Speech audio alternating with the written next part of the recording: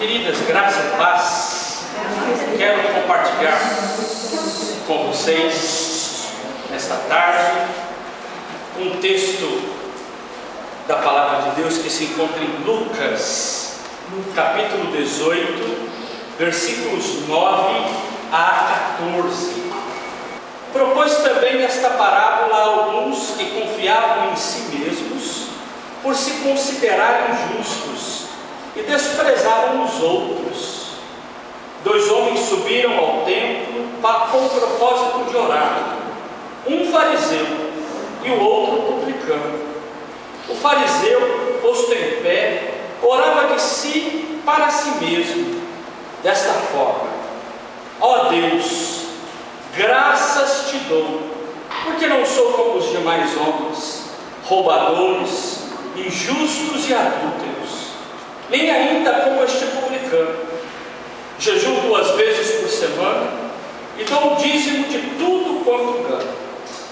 O publicano, estando em pé, longe, não ousava nem ainda levantar os olhos ao céu, mas batia no peito, dizendo: ó Deus, sê propício a mim, pecador. Digo-vos que este desceu justificado para a sua casa, e não aquele, porque todo o que se exalta será humilhado, mas o que se humilha será exaltado. Amém. Estamos aqui num momento de oração do templo. Jesus vai usar uma parábola para falar de um momento de oração no templo. Na realidade, Jesus tinha uma missão para ensinar e vai contar uma historinha de um momento de oração. E ele vai usar 2 personagens fictícios, 2 pessoas simbólicas: o fariseu, que era símbolo da religiosidade, da piedade, daqueles que oravam, que jejuavam, que cumpriam a lei, e também do publicano, que era considerado pela religião como um pecador, como um traidor, como alguém que não cumpria corretamente os desígnios de Deus. Em primeiro lugar, porque era um traidor da nação, porque pegava dinheiro do povo de Israel para entregar ao imperador romano. Segundo lugar, pegava o dinheiro que deveria ser doado para o templo, para Deus, e entregava para os romanos e consagrava ao César. Então imagine só, estamos falando de 2 extremos da sociedade. Jesus pega esses 2 extremos e diz: na hora da oração, estes 2 se apresentaram diante do Senhor. E o que Deus olhou ali foi para o coração destes homens. E aí Jesus apresenta a oração deles.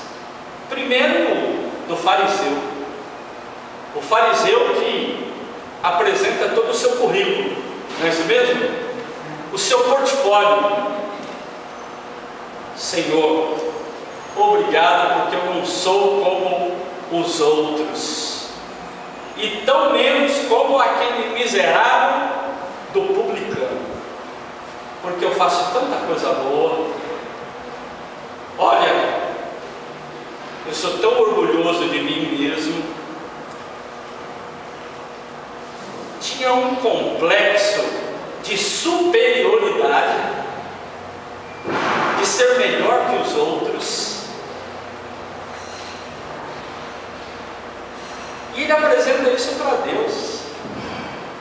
Na realidade, a oração dele era uma oração de autopromoção, daquele que se coloca na frente e quer dizer para os outros: prestem atenção em mim, como eu sou gente boa. Mas Jesus fala: prestem atenção, que aquele outro que foi desconsiderado pela religião, o publicano, ele ficou lá no cantinho, e até o seu jeito de se colocar foi um jeito simples e humilde, porque não ousava levantar os olhos. E ele disse: Senhor, sê propício a mim. E aí ele se reconhece como um pecador.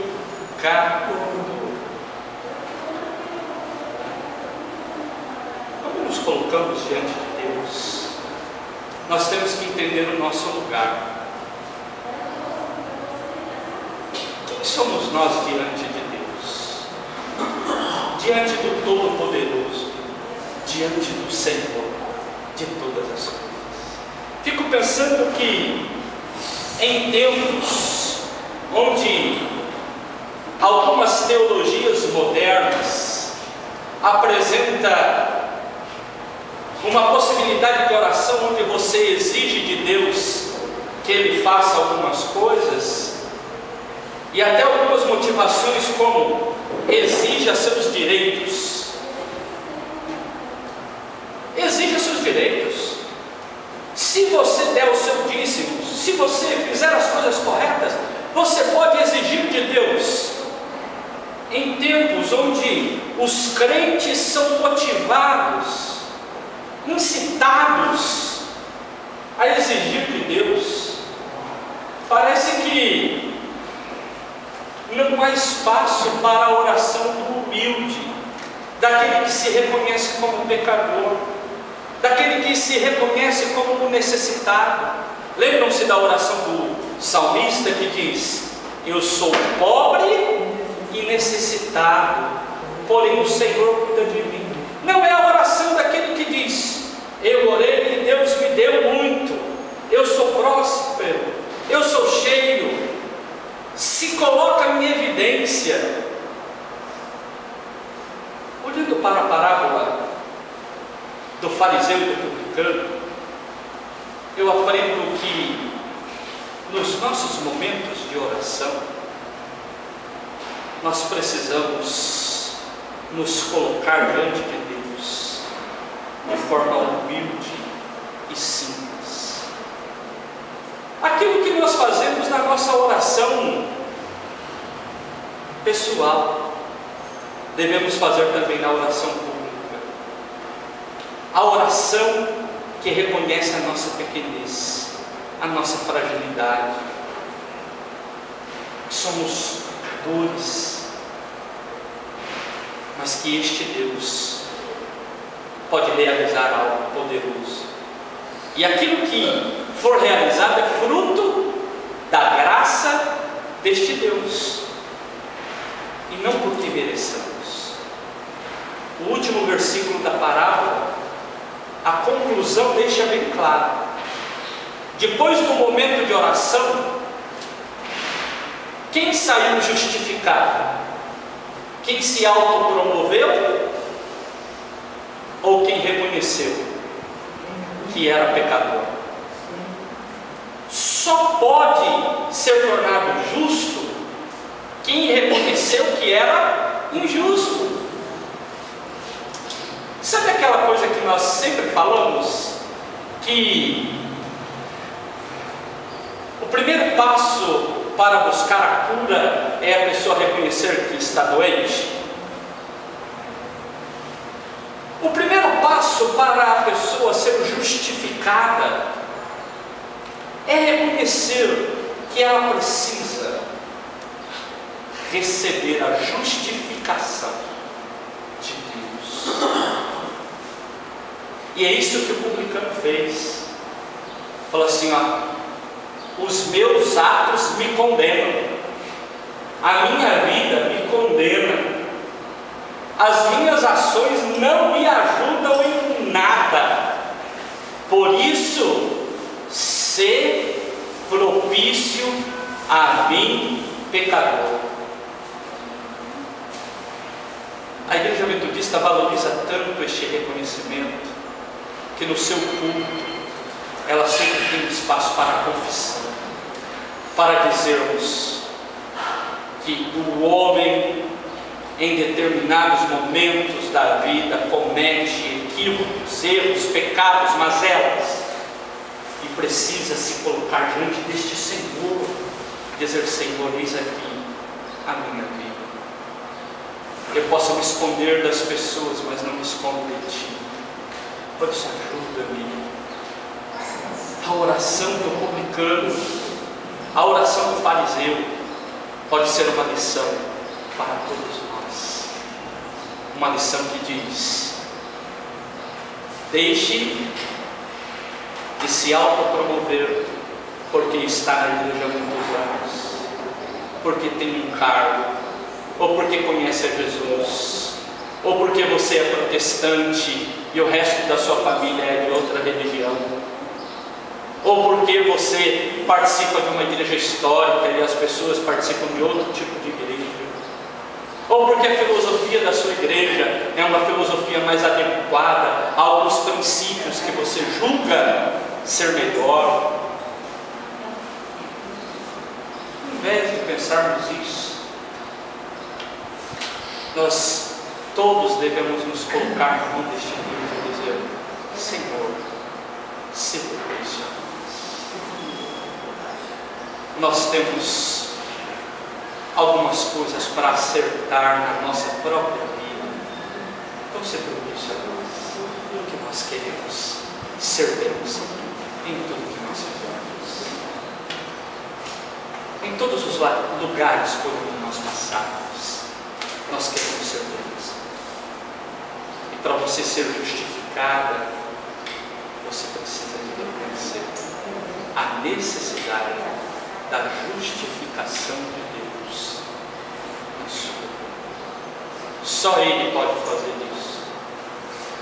Ninguém mais, nem você, nem outro líder pode fazer por você. Tenho ficado preocupado com algumas novidades no meio do povo cristão. Dentre elas, uma forma de discipulado, onde os liderados, ao invés de criarem autonomia,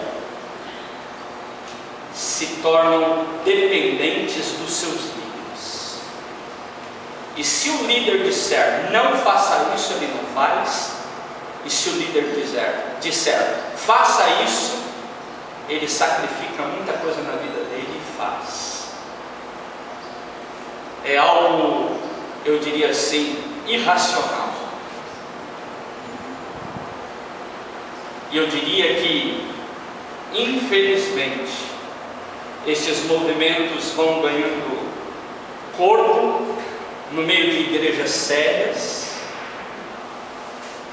e às vezes homens e mulheres que querem buscar a Deus, querem estar cheios de Deus, vão se acostumando com o poder, vão se acostumando com a autoridade que recebem, e se esquecem que às vezes o mau uso do poder é pecado.